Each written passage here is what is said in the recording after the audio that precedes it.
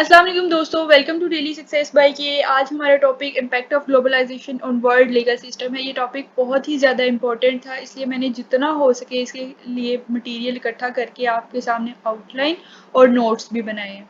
ठीक है, आपने वीडियो को गौर से शुरू से लेके एंड तक देखना है और लिंक जो है वो नोट्स का मैं डिस्क्रिप्शन बॉक्स में दे दूँगी। वो लिंक लॉग होगा, आपको किसी भी टाइम में लिंक का पासवर्ड बता सकती हूँ, आप वहाँ से अपने नोट्स जो हैं वो डाउनलोड कर सकते हैं। अब ये टॉपिक अगर आप लॉ के लिहाज से देख रहे हैं तो भी ये बहुत इंपॉर्टेंट है, बार बार पूछा जाता है। लेकिन अगर आप वैसे ही किसी कम्पिटिटिव एग्जाम्स के हवाले से कर रहे हैं तो ग्लोबलाइजेशन के बहुत सारी साइड्स हैं। ठीक है, फॉर एग्जाम्पल अगर एक साइड से आप बात करो तो ग्लोबलाइजेशन के आपके इम्पैक्ट्स पॉजिटिव है, दूसरी साइड पर नेगेटिव भी हैं। तो पॉजिटिव के लिए तो आप डिफरेंट जगह से देख लेते हैं, लेकिन नेगेटिव के लिए अगर आप बात करें ग्लोबलाइजेशन के नेगेटिव एस्पेक्ट्स, उसके लिए अगर आप कोई बुक पढ़ना चाहें तो मैं आपको रिकमेंड कर देती हूँ discontent of globalisation. Joseph E Stiglitz ने ये बुक लिखी है। आप इसको पढ़ेंगे तो आपको ग्लोबलाइजेशन के नेगेटिव इम्पैक्ट्स को आप ज़्यादा अच्छे तरीके से एक्सप्लोर कर सकोगे। ठीक है, फिलहाल हम अभी अभी के वीडियो का जो टॉपिक है उसको स्टार्ट करते हैं। मैं आप लोगों को आउटलाइन बता देती हूँ। इंट्रोडक्शन, हम ग्लोबलाइजेशन देखेंगे, वर्ल्ड लीगल सिस्टम की जो सिग्निफिकेंस है वो देखेंगे, हार्मोनाइजेशन ऑफ लॉ क्या होता है हम देखेंगे और इसका इम्पैक्ट किस तरह से आता है डिफरेंट कंट्रीज के ऊपर थ्रू ग्लोबलाइजेशन। ठीक है, उसके बाद हम देखेंगे कि इंटरनेशनल लॉ की एक्सपेंशन किस तरह से होती है, कौन सी चीज़ें इसके अंदर अपना रोल प्ले करती हैं। उसके बाद हम क्रॉस बॉर्डर लीगल चैलेंजेस, अब हम देख रहे हैं कि हमारे पास डिफरेंट लॉज आ रहे हैं इंटरनेशनल, उसका हमारे लीगल चैलेंजेस कौन कौन से हमें फेस करना पड़ रहे हैं। देन हम देखेंगे कि इन्फ्लुएंस क्या आता है आपका सुप्रा नेशनल कोर्ट्स जो है ये क्या होते हैं, ये मैं बताऊंगी। इनका जो है वो आपके पास इम्पेक्ट क्या आता है, इनको देखेंगे। ठीक है, फिर हम ट्रांसनेशनल जो है आपके लीगल एक्टर्स, उनकी इमरजेंस है, उनको हम डिस्कस करेंगे। टेक्निकल एडवांसमेंट जो ग्लोबलाइजेशन के अंदर हुई है और उसका क्या रोल है, हम उसको डिस्कस करेंगे। फिर उसके बाद कल्चरल एंड लीगल डाइवर्सिटी को, और फिर उसके बाद हमारा होगा चैलेंज टू नेशनल सॉवरेनिटी, और फिर हमारा कंक्लूजन। वीडियो शायद थोड़ी लंबी हो जाए, उसके लिए पहले से सॉरी, लेकिन क्योंकि ये चीज़ें ऐसी हैं, इनको कवर करने के लिए हर चीज़ मुझे ऐड करना पड़ी जो आपके लिए इम्पोर्टेंट थी। पेपर में भी अगर आप लिखते हो तो 20 नंबर का एक सवाल होता है एक, तो वो लिखने के लिए आपको मटेरियल ज़्यादा चाहिए होता है और ये टॉपिक बहुत ज़्यादा इंपॉर्टेंट है। मैंने बहुत इजी नोट्स बनाए हैं, आप उनको तैयार करें। इंशाल्लाह आपकी हर डायमेंशन इस टॉपिक के हवाले से क्लियर हो जाएगी। वीडियो लंबी हो सकती है लेकिन आपने हौसला रखना है। ठीक है, अभी हम जल्दी से स्टार्ट करते हैं ताकि और वीडियो लंबी ना हो। सारा आपके सामने आउटलाइन आपने देख ली है ना कि आपने पढ़ना क्या है। ठीक है, अब सबसे पहले इंट्रोडक्शन। ग्लोबलाइजेशन आपके पास होती क्या है, देखिए ग्लोबलाइजेशन आपको सिंपलेस्ट वर्डिंग में मैं कहूँ, हमारे पास एक ऐसा तरीका है, ठीक है, जिसके थ्रू डिफरेंट कंट्रीज जो हैं वो आपस में इंटरकनेक्टेड हैं। जैसे अगर आप ग्लोबलाइजेशन की सिर्फ ये बात नहीं कर सकते कि ये ट्रेड है, ट्रेड नहीं है। ठीक है, आपकी फ्लो हो रहा है मनी का दो डिफरेंट कंट्रीज के दरमियान, फ्लो ऑफ आइडियाज हो रहे हैं, फ्लो ऑफ पीपल हो रहा है। देखो, आपकी ट्रेड ही नहीं हो रही है। ठीक है, हम अक्सर डेफिनेशन कर देते हैं ग्लोबलाइजेशन की कि ये हमारे पास ट्रेड है, ट्रेड नहीं है, ये मूवमेंट ऑफ पीपल है, मूवमेंट ऑफ आइडियाज है, मूवमेंट ऑफ नॉलेज है बिटवीन टू डिफरेंट कंट्रीज। ठीक है, टू और मोर डिफरेंट कंट्रीज। तो ये आपकी ग्लोबलाइजेशन है, इसके थ्रू आपकी डिफरेंट कंट्रीज एक दूसरे के साथ कहीं ना कहीं इंटरकनेक्टेड हैं। ठीक है, अगर हम इसकी सिग्निफिकेंस देखें वर्ल्ड लीगल सिस्टम में तो वो किस तरह से है। अब देखो, ये लोगों को एक दूसरे के साथ ग्लोबलाइजेशन इंटरेक्ट करने का एक मौका देती है, जिसके थ्रू हमारे पास अगर फॉर एग्जांपल इस कंट्री के पास एक दो चीज़ें ये कंट्री प्रोड्यूस कर रही है, एक वो अच्छी प्रोड्यूस करती है, दूसरी नहीं करती, तो अब वो कंट्री दूसरी कंट्री के साथ ट्रेड करेगा तो वो चीज़ लेगा जो वो अच्छे से प्रोड्यूस नहीं कर सकती। ठीक है, इस तरह से ये होता है कि वो अपनी नीड्स पूरी कर लेता है। ठीक है, वो कंट्री और इकोनॉमिकली खुद को डेवलप करा लेता है, इकोनॉमिकली वो कंट्री डेवलप्ड हो जाएगी। ठीक है, और अपने आप को एक डेवलप कंट्री की तरफ उस रास्ते पर चलाने में कामयाब हो जाएगी। ठीक है, अब ग्लोबलाइजेशन की हमने डेफिनेशन देख ली कि ये एक ऐसा तरीका है जिसके थ्रू दो कंट्रीज एक दूसरे के साथ जो है वो ट्रेड कर रही हैं, आइडियाज शेयर कर रही हैं, मनी का फ्लो हो रहा है। दूसरी साइड पे हमने सिग्निफिकेंस हमने इस तरह से देखी कि देखो ग्लोबलाइजेशन आपको इंटरेक्ट करने का तरीका दे रहा है। ठीक है। फिर आप जब एग्रीमेंट्स दो कंट्रीज के दरमियान होता है, उसके अंदर कुछ रूल्स रेगुलेशन होती है जिसकी बेस के ऊपर आप अपने कन्फ्लिक्ट्स को रिजॉल्व कर सकते हो। लोग एक दूसरे के साथ इंटरेक्ट कर रहे हैं, इंटरेक्ट करके अपनी प्रॉब्लम्स को इजीली सॉल्व कर सकते हैं ग्लोबलाइज्ड वर्ल्ड के अंदर। ये था आपका इंट्रोडक्शन। आई होप सो इसके अंदर आपको कोई कंफ्यूजन नहीं रह गई होगी। हम नेक्स्ट आउटलाइन की तरफ मूव ऑन करते हैं। Next one is harmonization of law. What is harmonization of law?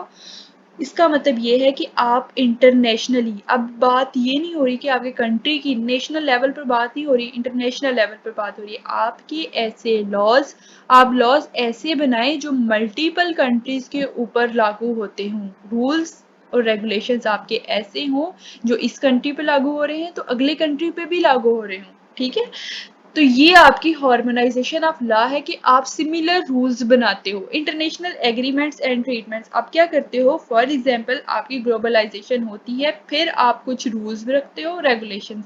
अब वो ये सीन नहीं होता कि आप रूल्स और रेगुलेशन सिर्फ एक इस कंट्री के ऊपर अप्लाई हो रहे हैं तो इस कंट्री के ऊपर नहीं होंगे। दोनों के दरमियान जो एग्रीमेंट हुआ है तो उसके रूल्स और रेगुलेशंस दोनों के ऊपर अप्लाई होंगे। ये यूनिफॉर्म स्टैंडर्ड्स और आपके रेगुलेशंस होते हैं। समझ आ गई होगी हार्मोनाइजेशन ऑफ लॉज, आपने सिमिलर लॉज बनाने हैं और आपके दोनों कंट्रीज के ऊपर अप्लाई होने चाहिए। ये आपकी सेकेंड आउटलाइन थी। आई होप आपकी ये आउटलाइन भी क्लियर हो गई हो। ठीक है, अब नेक्स्ट मूव ऑन करते हैं अगली की तरफ। Expansion of international law. अब आपका इंटरनेशनल लॉ को एक्सपेंशन में कौन सी चीज आपकी जो है वो इम्पोर्टेंट रोल प्ले करती है। अब देखो, अब आपके दरमियान जब दो कंट्रीज आपस में एग्रीमेंट करती हैं तो इम्पोर्टेंट ग्लोबल इश्यूज आपके क्यों एग्रीमेंट्स होती हैं, ताकि आपके जो ग्लोबल इश्यूज हैं उनको डिस्कस किया जाए, एक प्रॉपर फ्रेमवर्क बनता है।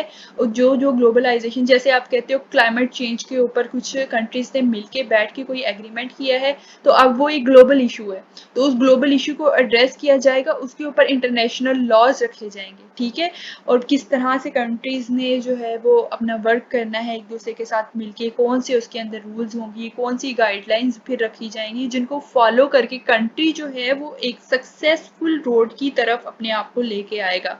ठीक है, ये आपको फ्रेमवर्क लेके आता है कि आपने अगर कोई डिस्प्यूट है, फॉर एग्जांपल इंटरनेशनल डिस्प्यूट चल रही है, उसको रिजॉल्व करने के लिए कौन सी चीजें इन्वॉल्व होंगी, एक बेसिकली फ्रेमवर्क है आपके पास। ये आपका टॉपिक आउटलाइन जो है ये भी क्लियर हुई कि आपका इंटरनेशनल लॉ किस तरह से एक्सपेंड हुआ है।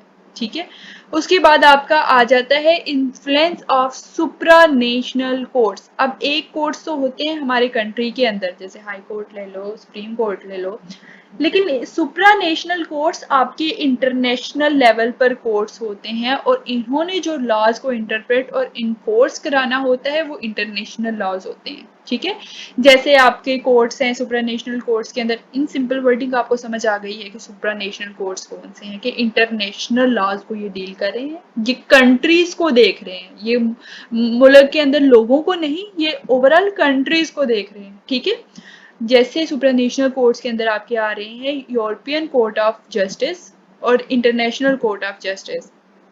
इनके पास ये अथॉरिटी होती है कि इन्होंने इंटरनेशनल लॉज को इंटरप्रेट भी कराना है और इन्फोर्स भी कराना है। ठीक है, फिर इनका जो है जाहिर है इंटरनेशनल लॉज लीगल सिस्टम के हवाले से कोई भी लॉ बना है इंटरनेशनल लॉ बना है। ठीक है, लॉ हम नहीं बोल सकते, हम इंटरनेशनल लॉ का वर्ड यूज करेंगे। कोई भी इंटरनेशनल लॉ का कोई भी आपने रूल बनाया है तो वो ओवरऑल कंट्रीज के ऊपर इम्पैक्ट कर रहा है ना, तो ये लीगल जो डिसीजंस हैं उनको इम्पैक्ट करेगा। अब देखो सुपर आगे वाले में हम ना एक और इसका एस्पेक्ट्स देखेंगे कि ये ना आपका कहीं ना कहीं आपको बुरे तरीके से इम्पैक्ट करता है। इन अदर वर्ड अगर मैं सिंपल वर्ड कहूँ तो मतलब अगर हम देख रहे हैं कि सुप्रा नेशनल कोर्ट आपको कंट्रीज को तो डील कर रहे हैं, ये आपके लिए रूल्स और रेगुलेशन प्रिंसिपल्स तो बना रहे हैं, लेकिन कहीं ना कहीं ये आपको नुकसान भी पहुंचा रहे हैं। तो ये हम अगली आउटलाइन के अंदर डिस्कस करेंगे। ठीक हो गया, इसके अंदर आपने क्या देखा, इस आउटलाइन के अंदर सुप्रा नेशनल कोर्ट्स क्या होते हैं, इनका इन्फ्लुएंस क्या होता है और इनका काम क्या होता है और लीगल डिसीजंस के ऊपर इनका इन्फ्लुएंस क्या होगा। ये आपका आउटलाइन भी क्लियर हो गया। नेक्स्ट है emergence of transnational legal actors. देखिए आपके पास जो ये मल्टी डायमेंशन कॉरपोरेशन या फिर एनजीओज जो होते हैं, मतलब नॉन गवर्नमेंट ऑर्गेनाइजेशन इसको कहते हैं, ये इन्होंने बहुत ज़्यादा इंपॉर्टेंट रोल दिया है आपके इंटरनेशनल लॉज को जो है वो शेप करने में। किस तरह से, अब देखो ये जो मल्टी नेशनल कॉरपोरेशन होती हैं डिफरेंट कंट्रीज के अंदर, ठीक है, उनके डिफरेंट बिजनेस होते हैं, वो एक दूसरे के ऊपर इम्पैक्ट कर रहे होते हैं, तो कहीं ना कहीं उनके लॉज जो हैं वो आपको इंटरनेशनल लॉ को जब आप शेप देते हो तो उसके अंदर कोई ना कोई रोल जो है वो प्ले कर रहा होता है। ठीक है, ये था इसके अंदर, और कोई बात नहीं है इसके अंदर, बस यही एक सिंपल सी बात है।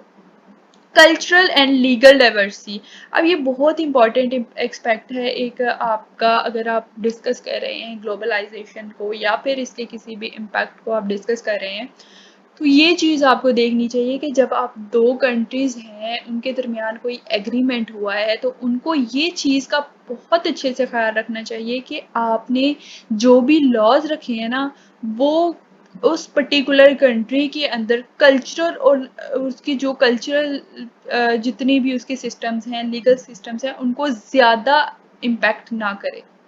ठीक है, आपको उनकी यूनिवर्सल वैल्यूज, ह्यूमन राइट्स, उनके जो भी कल्चर्स हैं, उनके जो भी ट्रेडिशंस हैं, उनको मद्देनजर रखते हुए आपको लॉ बनानी चाहिए कि वो जो है वो इम्पैक्ट ना हो। अब देखिए मैंने ऊपर बात की थी कि आप सुप्रानेशनल आपके पास कोर्ट्स हैं और उनका नेगेटिव इम्पैक्ट भी आपके पास आता है। आप देख रहे हो कि वो नेशनल लॉज इंटरनेशनल लॉज को तो जो है वो डिस्कस कर रहे हैं, लेकिन इंटरप्रेट भी कर रहे हैं, रूल्स बना रहे हैं, लेकिन उनका एक नेगेटिव एस्पेक्ट भी आपके पास देखा जा सकता है। नेगेटिव एस्पेक्ट मैंने आपको बताया कि हमने अगली आउटलाइन में डिस्कस करना है। ये वाले हमने जो आउटलाइन डिस्कस की है ना, इसका इम्पैक्ट जो है कनेक्शन आगे इसके साथ है, ये चैलेंजेस टू नेशनल सोवरेनिटी। जब आपकी ये सुप्रा नेशनल कोर्ट्स कोई डिसीजंस लेते हैं, फॉर एग्जांपल कोई लॉ रखते हैं, ठीक है, अब वो लॉ जो है वो आप देखेंगे कि हो सकता है कि वो मुल्क को नेगेटिवली इम्पैक्ट करे। नेगेटिवली इम्पैक्ट आपका करने का मकसद क्या है, मतलब क्या है? फॉर एग्जांपल ये पाकिस्तान है, पाकिस्तान ने कुछ ऐसे जो है वो रूल्स और रेगुलेशन रखे हैं, जब सुप्रा नेशनल कोर्ट कोई लॉ इन्फोर्स कराएगा, ठीक है, उसने इंट्रोड्यूस कराया है पाकिस्तान, अगर वो उसके अंडर है तो उसको वो लॉ कहीं ना कहीं फॉलो करना पड़ेगा। ठीक है, अब ये उसकी अपनी लॉ बनाने की जो एबिलिटी है उसको लिमिट कर देगा। ठीक है, अब उसको अगर उसने लिमिट कर दिया है तो वो अपने, या फिर उसके अपने जो लॉज हैं कहीं ना कहीं उसके अंदर अल्टरनेशन हो गया, तो ये आपकी नेशनल सोवरेनिटी के लिए एक चैलेंज लेके आता है। ये इन सिंपलेस्ट वर्डिंग मैंने आपको बता दिया है कि ये इसका मतलब क्या है। ठीक है, ये आपकी आउटलाइन, ये भी आउटलाइन क्लियर होगी आपकी। अभी हम चलते हैं कंक्लूजन की तरफ और फिर हमारी वीडियो खत्म हो जाएगी। कंक्लूजन में हम सबसे पहले देखें हमने इम्पैक्ट ऑफ ग्लोबलाइजेशन देख लिया कि वो किस तरह से डिफरेंट वर्ड्स को जो है वो कनेक्ट करती है और इम्पैक्ट किस तरह से करती है। फिर हमने देखा कि अगर ग्लोबलाइजेशन का पॉजिटिव इम्पैक्ट है, हम लॉ सुप्रा नेशनल कोर्ट जो लॉ बनाते हैं, अगर उसका पॉजिटिव इम्पैक्ट है तो एक साइड पे नेगेटिव इम्पैक्ट भी है। नेगेटिव इम्पैक्ट हमने क्या देखा, हमने देखा कि भाई ये जो नेशनल सोवरेनिटी के लिए एक चैलेंज क्रिएट कर देता है, लिमिट कर देता है गवर्नमेंट की जो है वो पावर को। ठीक है, तो ग्लोबलाइजेशन का इन शॉर्ट एक बहुत बड़ा इम्पैक्ट आता है आपका वर्ल्ड लीगल सिस्टम के अंदर। तो हमें क्या करना चाहिए कि हम अपने ग्लोबल रूल्स और लोकल डिफरेंसेस, मतलब हमने जो ग्लोबल रूल्स रखे हैं और डिफरेंट कंट्रीज के अंदर जो कल्चरल आप डिफरेंसेस देखते हो, उनको जहन में रखते हुए आपको उन दोनों के दरमियान बैलेंस को रखना पड़ेगा, ताकि वो आपस में वर्क करते रहें और वक्त के साथ साथ एडॉप्ट करते रहें चेंजेस को, और आपका जो सिस्टम है, लीगल सिस्टम है, वो फेयर और इफेक्टिव रहे ग्लोबलाइज्ड वर्ल्ड के अंदर। ठीक है, आई होप सो आपको मेरी वीडियो पसंद आई होगी, सारी चीज़ें क्लियर हो गई हैं। आपने मेरी वीडियो को लाइक करना है और अपने दोस्तों के साथ ज़रूर शेयर करना है, चैनल को सब्सक्राइब करना है, ये बिल्कुल नहीं भूलिएगा। ठीक है, ये मेरा रिवार्ड होगा आपकी तरफ से अगर आपको मेरी वीडियो अल्लाह करे पसंद आई हो। अगर नहीं पसंद आई तो भी आप वीडियो को लाइक कर दें। ठीक है, चैनल को सब्सक्राइब कर दें, यही हमें सिर्फ आप लोगों से यही चाहिए होता है कि चैनल सब्सक्राइब कर दें। आप हमें एक अच्छा सा कमेंट करके बताएं आपको वीडियो कैसी लगी। नोट्स बहुत आपके लिए इजी बनाए जाते हैं, इस पर मेहनत करना पड़ती है ना। तो हमें रिवॉर्ड के तौर पे आपका कमेंट चाहिए होता है, लाइक शेयर, और आप हमारे चैनल को प्रमोट करें, जितना हो सके आप हमें सपोर्ट दें, ठीक है। हर चीज़ आपकी क्लियर है, दोबारा से देख लें, मैं आउटलाइन आपको दिखा देती हूँ। ये सारी आउटलाइन आपने क्लियर कर ली है, ठीक है। आई होप सो आपको सारी चीज़ें इसकी समझ आ गई हैं। मेरी जितनी मैंने पूरी कोशिश की है कि इसको जितना मैं हो सके आसान बनाऊँ आपके लिए। अभी हम इंशाल्लाह अगली वीडियो के अंदर मिलते हैं। अपना बहुत सा ख्याल रखें। अल्लाह हाफिज़।